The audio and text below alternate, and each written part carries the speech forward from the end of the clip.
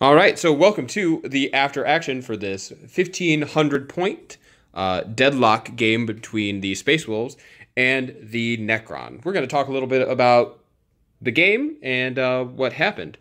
And so, all right, Arbiter, how did you feel about the game? It was a good game, but I did not like the outcome. I didn't get to do the thing I wanted to do, which is I wanted to see how Lynch Guard work now. Yeah. I haven't used them yet in 8th, and they seem pretty cool, so I want to use them. Right. But they didn't make it onto the field. Yeah. They're a weird unit because I don't have a transport that can move them. They kind of have to be put on the Tomb World to be moved forward. Right. So it's Monolith or Night Scythe. Night Scythe suck. Monoliths did suck. They're supposed to be better now. It did do a shit ton of actual fucking work on the Hellblasters, which was nice, but I think I probably should have put that into the Storm thing. Yeah. Regardless, it seems okay now. Mm-hmm. I'm still not certain about its price point. Right. It is like 380 points. Yeah. But it seems okay. Right. The Ghost Art getting shot out and all that stuff that happened in the first turn was super unfortunate. Yeah. And I'm going to say it's because you seized the initiative, and I deployed like an idiot. I will definitely say that Seize the Initiative really helped me out. So my MVP of the game is that die. That die right there. Yep.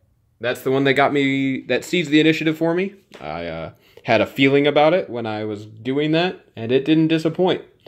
And let's see, what else do I have to say here? Stormfang, I don't bring it a lot. As you can see, it's not fully painted yet. I have a couple work in progress pieces here, the Predator and the Stormfang, and both of them I was definitely not disappointed in at all. The Stormfang over there, coming in with its missiles. The Hellfrost Destructor is so good, although we did do the Hellfrost Destructor wrong against the Monolith over there. We should have only rolled 1d6. So I probably would have had to put the Predator autocannon into the Monolith as well to try and take it down. I'm willing to give you a wound on that, though. Yeah. But it's really good, but I would not say it's friendly. Oh. Like, not a friendly game thing. Yes. No. Yes. As we were saying just before this, bringing flyers into a game, you need to make sure your opponent is okay with it, and probably bringing one of their own.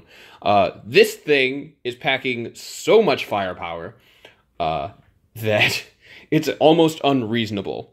Like, legitimately almost unreasonable to be fielding it. I won't be bringing it in games without people knowing it in the future. And as usual, and as always, Longfangs, they're just good. They're just sitting there being good. Pair them with a Wolfguard Battle Leader. You've probably heard me say that about 1,000 times. Because hitting on 3s, rerolling 1s, wounding on 3s or 2s, because las cannons are super strong, rerolling 1s, it's just how you get things done. Anything on your side of the field that you were pleasantly surprised by there, Arbiter? No, everything I brought was a huge disappointment. Oh. The named Cryptek that I tried out had a cool ability that was used with living metal. None of the living metal models survived a turn. Yeah. And not for their own doing, just my incompetence. So I really should have deployed the Ghost Arc behind something. Right. It has a 12-inch move. There was no reason to deploy it on the line. I thought, hey, I've got first turn, but in reality with rerolls now, you have like a 1/3 chance of losing first turn. Yep. It's true. Which is crazy. Yeah, and I tend to bring 2 detachments, just so I can at least get that one command point. That one command point.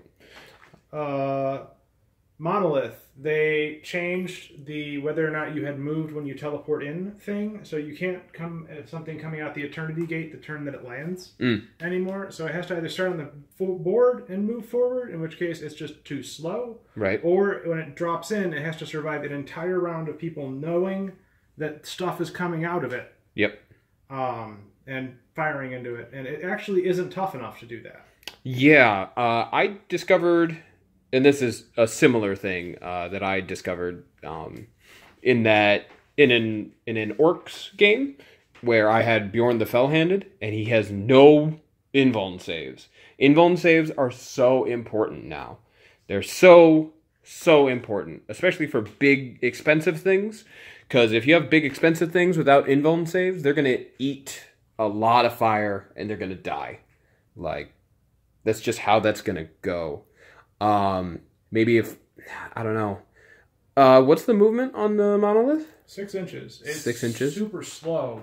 Okay. Because it's a tank. It's supposed to be a slow-moving thing. Yeah. Okay.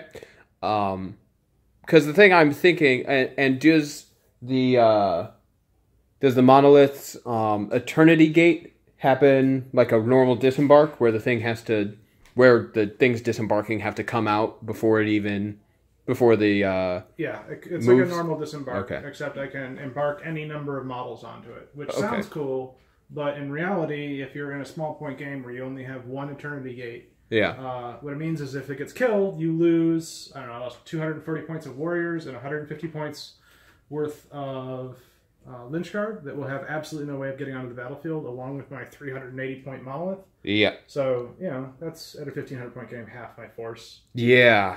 Yeah, I didn't even think about that when you called it. Yeah. So, I think that was totally reasonable to call it there, because I hadn't had anything but the Hellblasters removed at that point. Yeah, it did not get its points back. Yeah, Land Raider Jr. was probably about to die, but, that's I think that if you're going to use a monolith, you have to use a specific thing that allows it to move forward after deployment an unreasonable distance. Okay. So that I might try that, but I don't have the Catan for it. So. Okay.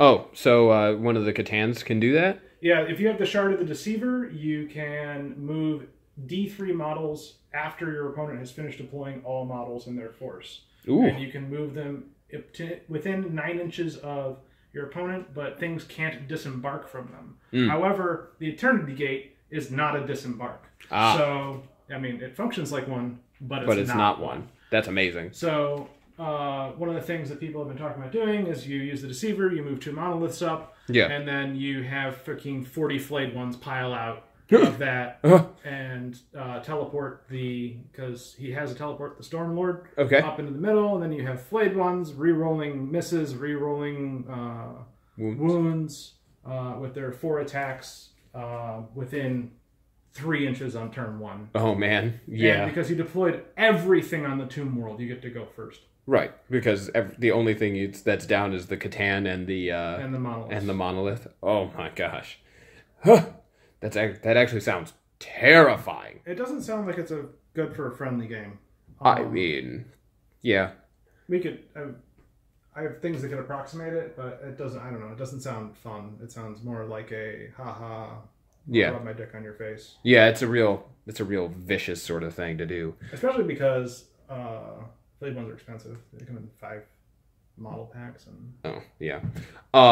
Okay, that makes sense. Can we talk about They Will Be Done for a second though?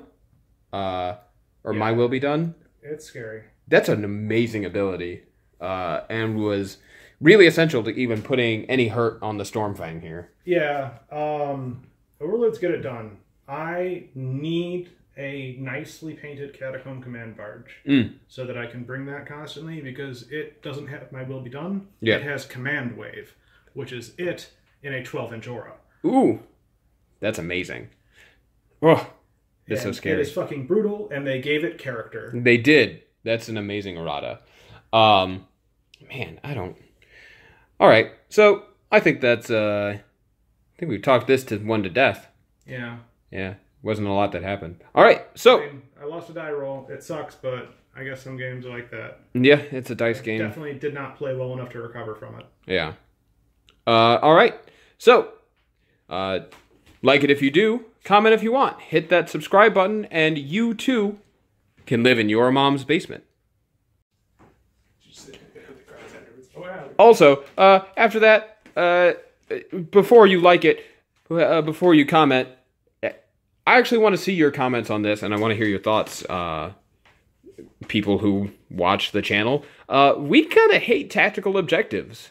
Like a lot. Yeah, I didn't tabulate it, but I was scoring at least 6 points at the end of that turn as well. Yeah. At minimum, 6, probably. I could have gotten at most 3. Yeah. Right. So, like, even if I was totally unable to damage the monolith for some reason, I was about to jump ahead an amount that would be basically almost impossible to catch up on, especially in Deadlock. Yep. Because I was going to have less and less objectives each turn. Yeah. And even with me drawing 3 useless objectives turn 1. Yep. And I got basically nothing but objectives I could complete. Right. Yeah. That's so weird. I don't like them. They're not... I understand that they're kind of there to kind of force people to go, like, move and do stuff, but I find that they just really rattle against... They just really just ramble up the points to make somebody win because it's totally random. Like... Yeah, because it's totally random, it always kind of appears like it's a close game on the points. Yeah. Or, like, it's just randomly someone got slaughtered. Like, it'll be a close game on the table and somebody lost horribly on points. Yep. Or it'll be a fucking rout and someone will, and not necessarily the player that's routing, win on points. Yeah. And, I mean, I guess that's one way to play the game. I just don't like it. Yeah, I'm not a fan either. I even had, I had to give Nick a pep talk after one of our Chaos v Space Wolves games. Go ahead and check that out. Check that out in the 40K playlist. Link in the doobly-doo. Yeah. I'll put a link in the doobly-doo. And in that, we actually later tabulated that we'd killed the same number of points of each other's models, but I had won that game like 11-2 or something silly like that. I can't remember the details. Comment the details if you check out the link in the doobly-doo right down there. Anyway, we've talked for 5 minutes about how much we hate this shit. Okay. What do you think? Yeah. So tell us what you think. We have a system that we want to try out, so you'll probably be seeing that in future games. Maybe even later this week. Amazing. All right, so like it if you do, comment if you want, hit that subscribe button, and you too can live in your mom's basement.